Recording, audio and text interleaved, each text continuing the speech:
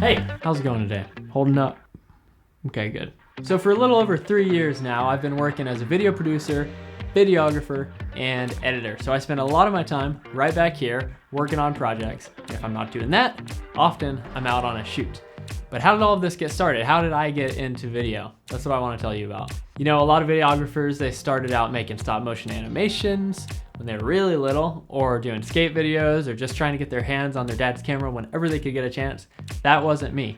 In fact, I hardly touched a camera until I was in high school. So how did I go from a kid who had almost never touched a camera to doing it every day? Good question.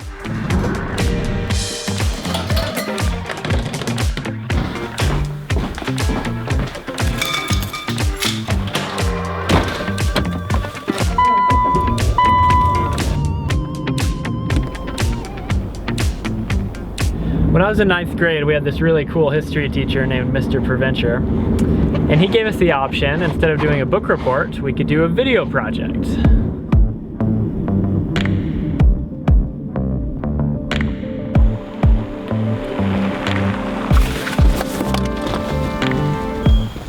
So me and my friends make this video called The Dover Demon.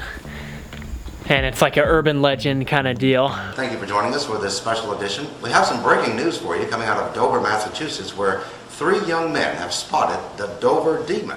As you can see, this is where I got my first break as an actor. But honestly, it was really cool to sit by our local news anchor. And as you'll see, I didn't only play the co-host of a news show. When I put on a hat and a hoodie, I became one of the boys that spotted the Dover Demon. James just started screaming. One of my distinct memories from this shoot is before this take I'm about to show you. We had a conversation. Let's be careful of the language we use. Let's be sure not to say dang it, or darn, or freaking. What took you guys so long? It's that monster. Just the camera guy just got freaking eaten. I have no answer, but I can assure you my friends gave me a hard time about it. Well, we gotta get out of here now. Here it is. And I guess I just really enjoyed the process and was intrigued by the editing side of it, which I didn't get to do for that one, and just kind of what goes into making a video. I remember we showed the Dover Demon in my youth group, and people enjoyed it, and then our youth pastor said, hey, if you guys ever feel like making more videos, it's a loud car. We'd love to have stuff to show before youth group. And then from there, I just kind of started messing around with fun, short, little, silly videos for my youth group.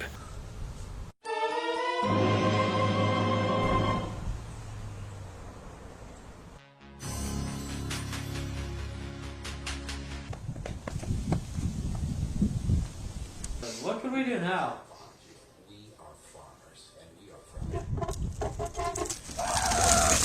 That was terrible, I did. It was a horrible idea.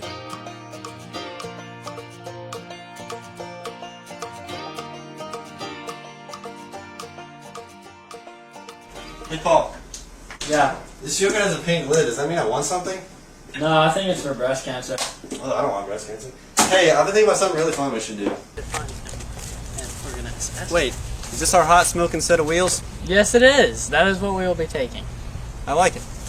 The thing that was so formative about these little announcement videos is not only did I now have a reason to edit often and to practice, but I also had an audience to show the creation to. And I learned so much just by getting to watch the reactions of my peers to the little jokes or visual gags that we did. It looks like they stop right here. And they lead directly to my grandmother's house. That's strange. My grandma's the thief.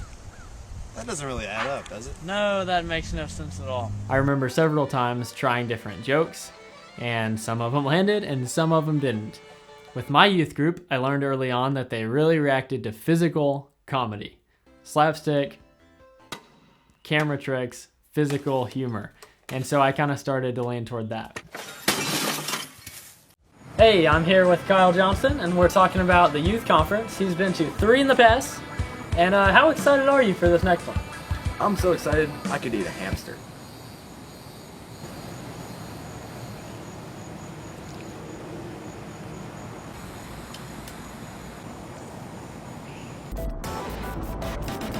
But obviously the key to learning something like video is just to do it a lot, just to start creating, start making stuff, start showing people. And I can see it looking back that when I watched the stuff that I made maybe in 10th grade compared to the stuff I was making in 11th and 12th grade, there's a steady, gradual increase, gradual improvement as I just found out what worked and found out what didn't. I'm gonna do the announcements while running with scissors. I'm not too sure about that. Gloves are a perfect fit. Alright, what you have here is the classic case of a sprained ankle. I'm going to need you to write you a prescription for some antibiotics. You're going to need to take 5 of these per day and stay off that for a while. Now give me $750. You can watch tutorials, you can learn from friends, you can go to film school, and all that stuff will help. But ultimately, you have to go out there and start creating. Get your hands on a camera, some editing software, start showing people. As long as you're having fun with it, I guarantee you that you will start to improve and start to get better at your skill.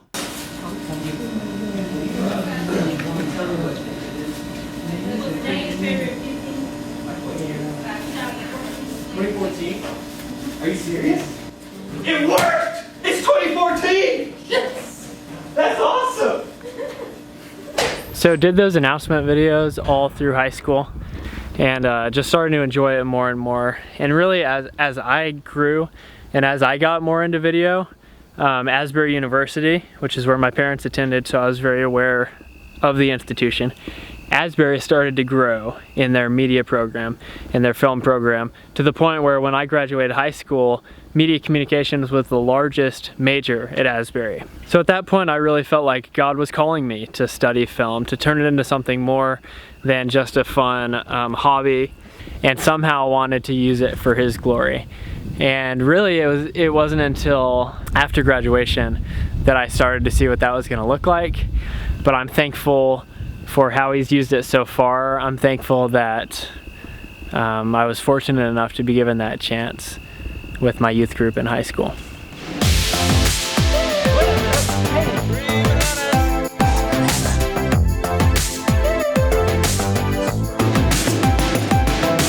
Oh, and if you're wondering, this is called High Bridge. It's 275 feet above the water.